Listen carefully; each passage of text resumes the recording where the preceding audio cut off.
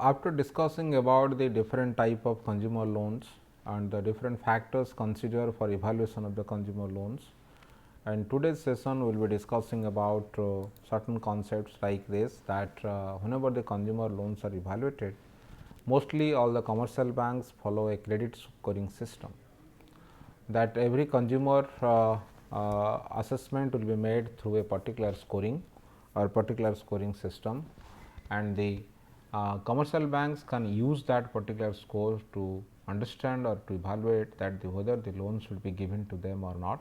That is number one. And on the basis of this particular score, the pricing also can be made, and there is a pricing differences can be also always judged or can be considered depending upon the creditworthiness. So, because of that, in today's discussion we will be discussing about what are those different type of credit scores the commercial banks use, and what are those different techniques are used to construct this particular credit score for the different individuals, and as well as the different models which are used for the pricing of the loans. Coming to this, whenever we talk about the credit scoring, that already we have discussed that the credit scoring basically used by the lender to evaluate the loan applications they receive from the consumers. And once these loan applications have come, there are different assessments have to be made by the commercial banks for this disbursement of or maybe sanction of this particular loan. So, in this context they have to evaluate the loan applications through different methods, and one of the methods is basically the credit scoring method. So, major credit card systems such as MasterCard, Visa, they use these systems routinely to evaluate their credit card applications. So, looking at the past history about this particular consumer, particularly the credit history of the consumer, and the pattern of the repayment of this particular loan what the consumer has made, and as well as the financial condition of that particular consumer, mostly the credit card companies can go for evaluation that whether the particular person has the credit worthiness and how much limit should be given to this particular consumer against that particular credit card, how much loan the consumer can take. So, all kind of systems routinely all those bigger companies, worldwide existing companies like Visa and MasterCards, they always use before they go for providing credit card to any kind of individuals. So, generally the credit score models, credit scoring is based upon the different kind of discriminant models or different kind of mathematical or the statistical models or statistical techniques are used to analyze that how this particular credit scoring is made or what kind of way the credit scores can be analyzed. So, the techniques can be logit, can be probit, can be neural networks, where they consider different variables jointly to establish a numerical factor for each credit applicant. I hope you might have idea. I can give an example. For example, whenever we talk about the logit analysis, so here it is just like a function that if whenever you go for y is a function of x, that here x is the dependent variable, independent variable, and y is the dependent variable. So, here what we are trying to find out, whenever we go for the logit or the probit analysis, we use y as a categorical variable, y as a categorical variable. Categorical variable in the sense y is not observable or not quantifiable directly. We are putting like 1 and 0 kind of variable for the y, and 1 is says that the particular consumer will repay or consumer will not repay, for example. So, here the consumer's credit worthiness is there, credit worthiness is not there. So, like that if you categorize, then there are many factors will be considered. So, if your dependent variable is either 1, 1, 1, 0, 1, 0, 0, 1 like this thing, then we can have the independent variable like your income, your credit history, your previous defaults, all kinds of factors will be considered. Then all those factors will be considered into that, and then after that we can re-estimate that model, and whenever you go for estimating that model, what we are trying to find out that what is if your income level is increased by 1% or income level will decrease by 1%, what is the probability that or what is the probability of that particular consumer will not repay the loan, or if there is a credit history is says that this particular consumer has already a huge amount of loan against this account, then still what is the probability that the consumer will again repay that particular loan. So, in this particular fashion different probabilistic models are always we formulate, and on the basis of the formulation of the probability models we decide that whether this particular consumer, what is the probability that consumer will repay the loan in the future, and his or her credit worthiness is there for this particular loan which has to be repaid back with both principal and interest forms in the future time period. So, because of that we have the opposite or probit analysis. You can go for little bit further the dynamic or the nonlinear models like neural network. So, all kinds of models can be used to find out a numerical value of that particular consumer, which is a representation of his credit worthiness, which is considered to understand, to analyze whether the loan should be repaid or not. So, here in this context what the lenders basically do, if the scores exceeds a particular critical level, then the loan can be approved. So, if the particular cutoff level is not reached by this consumer, or the score is not basically up to that particular cutoff level or below the cutoff level, then the particular loan request can be denied. So, in this context what we can say that credit score is a quantifiable measure of understanding or quantifiable measure which can gives the idea that what kind of credit worthiness the consumer has, and the consumer is really able to repay the loan in the future or not, and accordingly the commercial banks or the lenders can decide whether the loan should be given to this particular individual or not. So, whenever we are using this credit scoring techniques for assessing the loans, whether the loan should be given or not, this particular technique has certain advantages and certain disadvantages or certain drawbacks. So, whenever we talk about the advantages, it has the ability to handle a large number of credit applications at a time in a short span of time with minimal labor, which is basically always helpful to reduce the operating cost of the lenders, because if the machines always responsible for deciding or maybe is useful for getting the score, and accordingly we have to decide yes or no that whether the loan should be given or loan should not be given, then there is no such kind of assessment by the individual level is required to provide that particular loan or to assess that particular loan. So, maybe an effective substitute for the use of judgment among inexperienced loan officers. So, thus helping if the loan officer's ability is not very high or he is not that much experienced, then the quantifiable measure of this credit score will be helpful for them. It also removes the personal judgment from the lending process and reduces the lender's decision from time from hours to the minutes.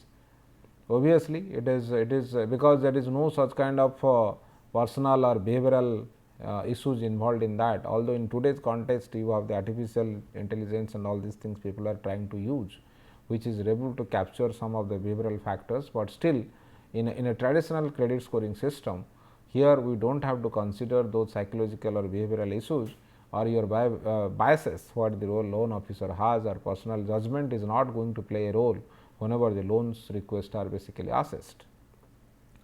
So, if you talk about the drawbacks, the scoring system uses the financial, economic or factors for the different type of loans from the observations of the past data. The most important thing is we are using the past data, but if you think of in a very practical sense, past may not be repeated again and again, but depending upon the past data we are predicting something. So, as per our market efficient hypothesis means the market is inefficient in that sense, but it assumes that the same factors will hold in the future, that may not hold good always with an acceptable risk or the error. If there is some changes happens in the market abruptly, or some kind of incident, some kind of happening has taken place which is very much random in nature, then that cannot be controlled by the credit scoring models, which is completely based upon the available historical data about this particular consumer. So, there is a danger that whenever this discrimination is made according to the gender, this race, this marital status and all these things, these are also the factors which is considered while assessing the loans, then there is a probability that somebody can take some legal action on these things, but anyway that is not the case in this particular context. This is not much factor, but mostly the reliance upon the or dependence on high dependence on the past data is a very important limitations of this particular model, and as well as it also does not consider the behavioral issues related to the consumer and as well as the loan officer while assessing this particular loan.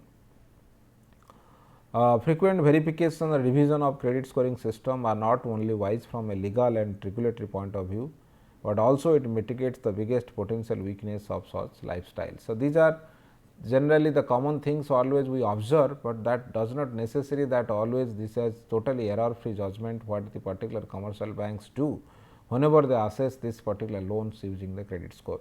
So, because of that, although this gives a kind of threshold value to give a kind of idea that whether the particular person or individual is able to repay the loan in the future or not, but still it is not a foolproof or complete kind of model which can give you the idea. Obviously, we should have some kind of behavioral or the personal judgment analysis is required whenever the loan will be disbursed to this particular consumer. So, whenever we talk about the credit scoring system, we have many types of scoring system which works in the market. We have a FICO scoring system which mostly worked worldwide, maybe mostly in the US and other countries. So, this is developed by the Fair Isaac Corporation, and it basically calculated the scores of millions of consumers worldwide and provides the scores of credit bureaus, lending institutions and individuals who file a request. So, they basically gather the information about the consumer, and using certain models they calculate that how this what is the credit score of this model and what is the probability that the consumer is going to repay the loan in the future or not, and other lenders can use that particular information which is developed by this particular corporations and which is basically a scoring system. It also provide this program for consumers that suggest how they can improve their FICO score. So, that also they here in this context not only this gives the rating, they also provide the idea that what the consumer should do, by that their credit score basically can improve or they can assess the credit more cheaply, because if the credit score is higher or quite high, then the probability of getting low interest rate against your loan is very high, and the banks are ready to provide the loans in lower rates in comparison to the other customers who are very low FICO score. So, the FICO score varies from 300 to 850. So, higher values denote less credit risk to the lenders. So, higher the value, it is good for the lenders. So, depending upon the values, the loan rates can be fixed, and as well as the consumer also can get the idea from this particular context that what are the things they should look at, they should consider to improve their credit score. By that the cost of credit for them will be lesser. So, all the lenders do not adopt the same cutoff score. The cutoff score can change because it ranges from 300 to 850, but some cutoff maybe some banks can make their cutoff 600, some banks may 550, some banks may be 700. So, depends upon the banks basically what kind of cutoff they will decide whenever they use this particular FICO score for assessing their consumer loans. So, then the next thing is that whenever you talk about the FICO scoring system, the FICO scoring system basically is based upon the 5 different types of information for from most important to least important ranked. So, all those informations are what? The borrower's payment history they always gather, the money whatever they have owed, means whatever money the particular consumer owe, and the length of the prospective borrower's credit history, up to how much years the credit history of this borrower exists in the market, and the nature of credit new credit being requested, whatever new credit this credit new loan the particular consumer is requesting, and what is the nature of this, for what purpose the loan is requested, or how this particular money is going to be used in the system, used in the market, and the type of credit the borrower has already used. Whatever loans already the borrower has taken, then how they have used it, or what kind of loan it was, and whether the borrower has really used this loan in adequate or maybe useful manner, and as well as what kind of loan it was. So, if whether the borrower has the experience of utilizing that particular loan in a proper way in the market, whatever loans they have taken in the past.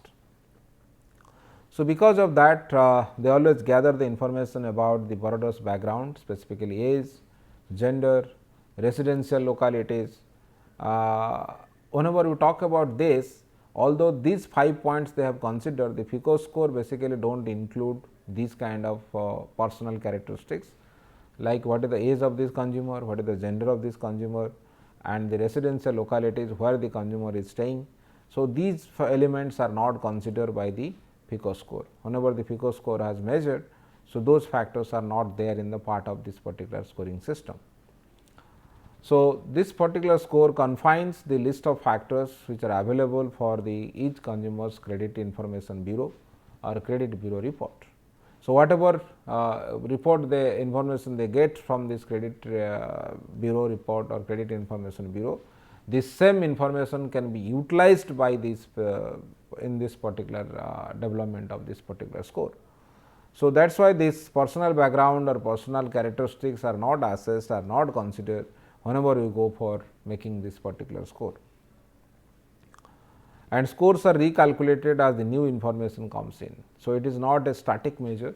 So, periodically the scores are revised again and again, and the scores will be revised whenever any kind of new events or new occurrence or new kind of information comes to the market, and that is reflected through the credit informations what the consumer has, and accordingly the score of that particular consumer can be revised.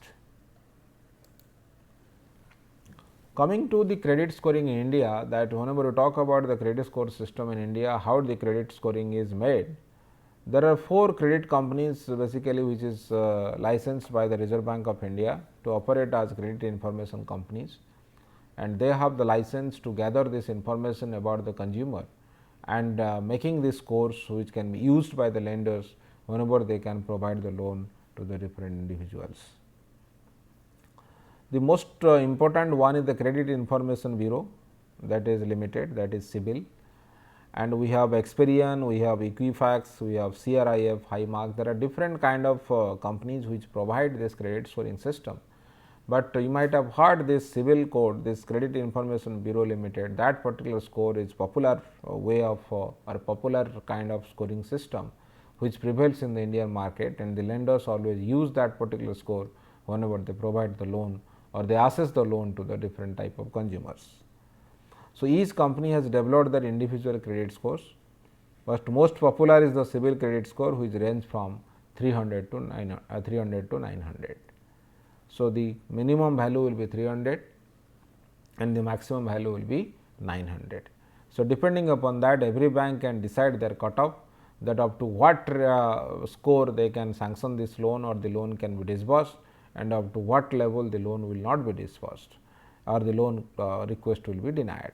So, depending upon that, the scoring system always made by the CIBIL, and all the lenders like commercial banks use it whenever they assess these consumer loans in the market.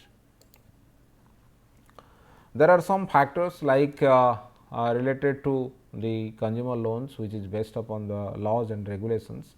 They are also influenced by the regulations. The regulations are basically related to disclosure rules and the anti-discrimination law.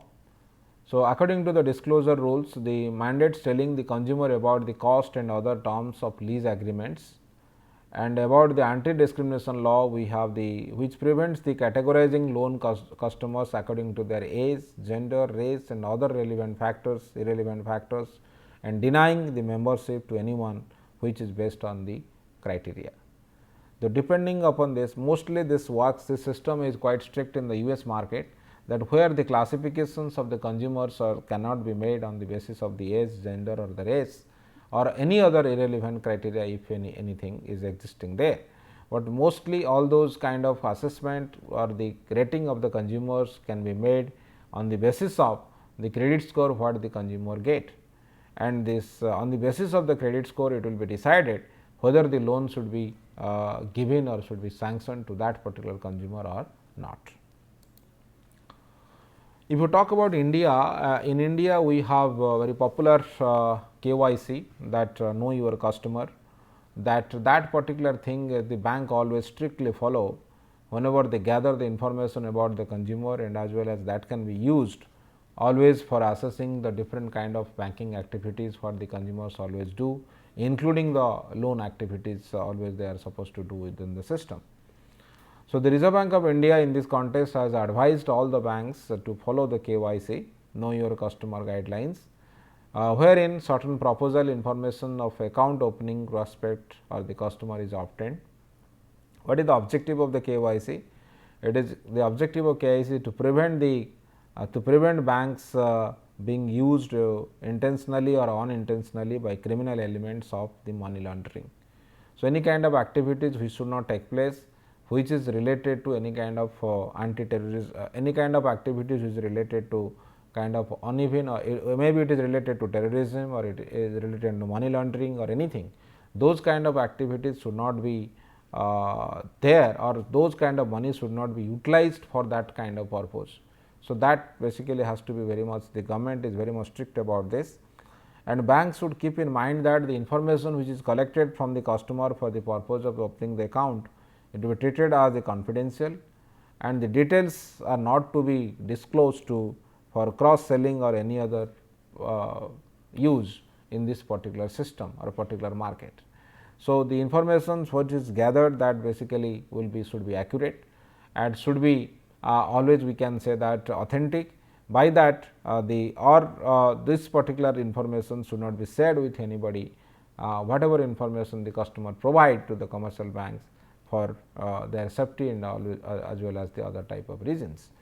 And but the bank also should have all type of information about the consumer, that whether the consumer's information which is provided, that is accurate, and as well as the particular money which is deposited by the consumer is not going to be utilized for any kind of activities which is against the rules or the law or an order situation of that particular country. So, then we have other things also which is related to KYC. The bank should ensure that the remittances of funds by way of demand draft or the mail transfer or any other mode, and issue of travelers checks for value of rupees 50,000 above is affected by the debit to the customer's account or against checks, not against the cash payment. So, any kind of payment which is made, that basically if it is above this 50,000, it should be against the checks and it should not be against the cash payment. And the banks also should ensure that the provisions of the Foreign Contribution Act 1976 as amended from time to time wherever applicable are strictly followed by the particular agencies or particular customers or particular stakeholders which are existing in this particular system. Then we are coming to the pricing of this particular loans, that if you remember, in whenever we are pricing this business loan, we have discussed about the different 2-3 models. We have cost plus model, we have the cost leadership model. There are different type of models, low prime lending rate models and all these things. But like that, whenever we talk about the consumer loan, mostly the consumer loans are assessed to the cost plus models, although within the cost plus models the calculations of the interest rate or the prices are different. So, many consumer loans are priced off some base rate or the cost rate. Already you know that the base rate is nothing but, or the Indian context, it is marginal cost of lending rate MCLR, and this particular loan rate should be more than this MCLR with a profit margin, and as well as the risk what this particular risk premium what this particular loan should have to overcome any kind of risk whatever they are going to face in the market. So, because of that, whenever we talk about this loan rate paid by the consumer, we have to obviously the lender cost of raising the loanable funds, how much cost this lender is incurring to raise that particular loan, this is number one. Then non-funds operating cost, which includes the wages, salaries of the lender personnel and servicing cost, plus the premium for the risk of the default, the credit risk, whatever the lender is going to face, against that they charge some premium, and premium for the term risk. Term risk means if the particular consumer is asking for a long term loan, then the long term is more riskier than the short term, then the long term for that one particular premium has to be added, and plus the desired profit margin, and from that how much profit margin the consumer want to always have. So, in this context what we can see that these are the 5 component has to be added whenever we go for the cost plus model, and accordingly the loan rate can be calculated. But little bit if you expand it, there are various methods are used to calculate the actual loan rates the banks offer to their customers. So, the loan rates can be based upon the annual percentage rate, it can be based upon the simple interest, it can be also represented through discount rate, or it can be also presented like a method called the add-on rate. So, these are the different ways the different methods for calculation of the loan rates for the banks, and what they charge to the different customers in the system. So, here if you see that how basically these things work, or these methods are basically used. For example, your annual percentage rate, if you talk about, it is the annual rate of return that equates the expected total payments with the amount of the loan. It is the internal rate of return which is annualized, that equates the expected total payments with the amount of the loan. So, it basically takes into account that how much a loan is repaid and how much credit the customer will actually have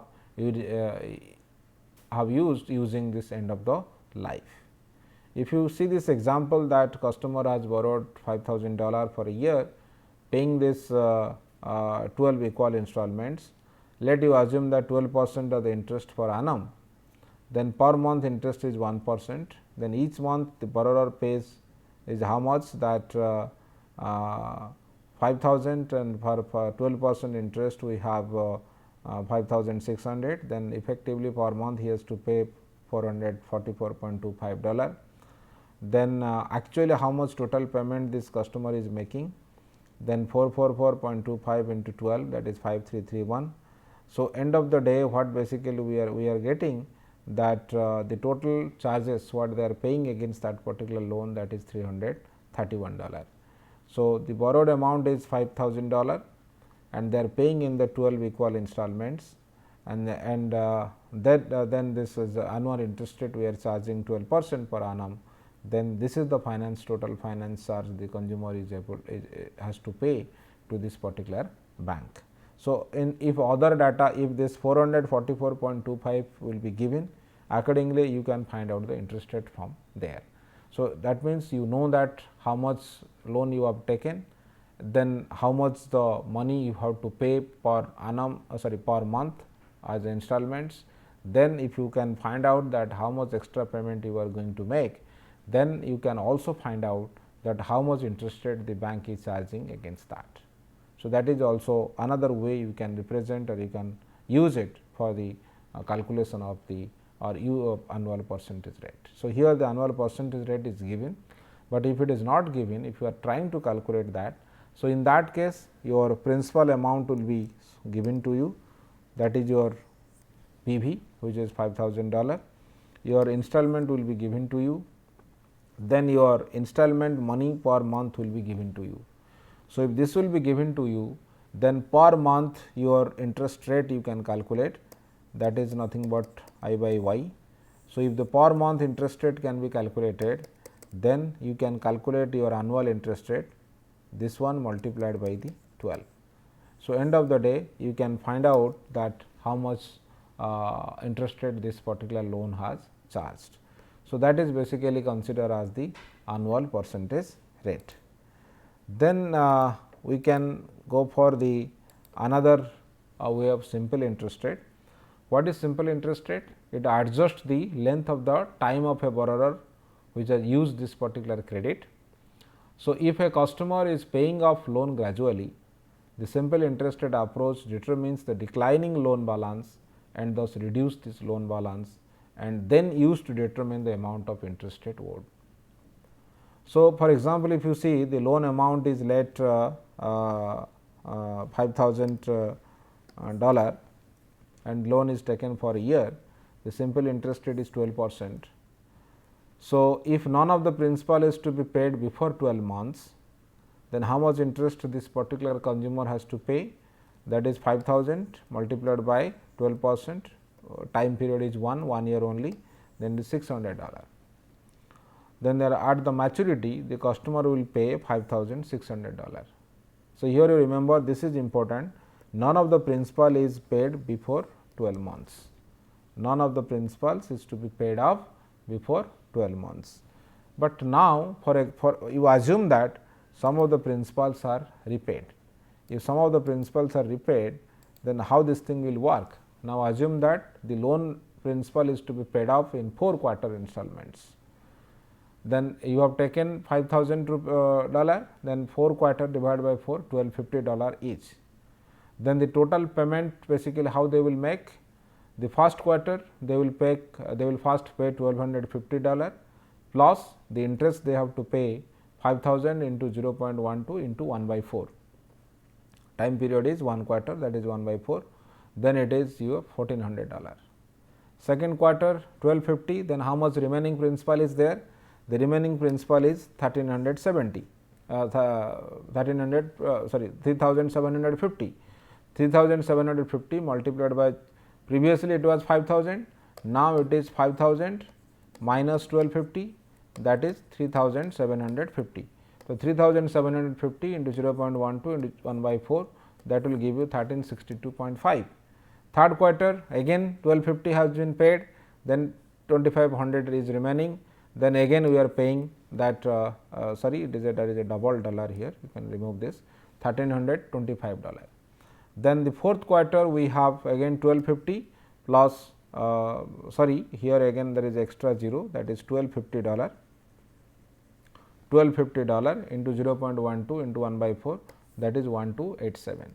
So, first year it is 500 into 0.12 into 1 by 4, second year 5,000 into 0.12 plus 1 by 4 and plus 1250, what basically you are paying. Second 3750 into 0.12 into 1 by 4 plus 1250, second 2500 into 0.12 into 1 by 4 plus 1250, and your fourth quarter you have again remaining is 1250 multiplied by 0.12 into 1 by 4 plus 1250. So, this much you are paying. So, that basically this much is your principal and this much is your interest. So, here there is a double dollar you keep in the mind, and here there is extra 0, you can remove that one, 1287.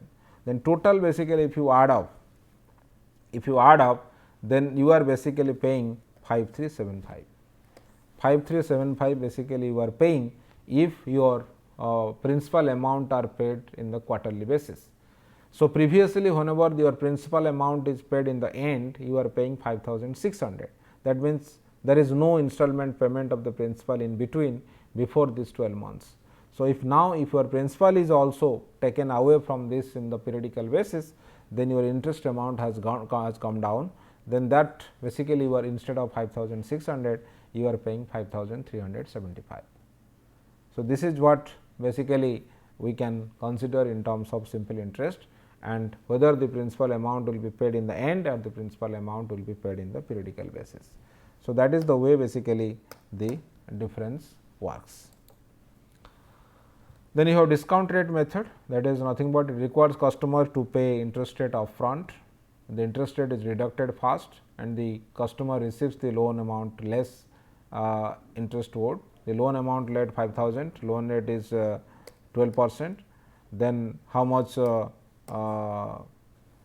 interest amount basically will be 600, then the 12% of the 5,000.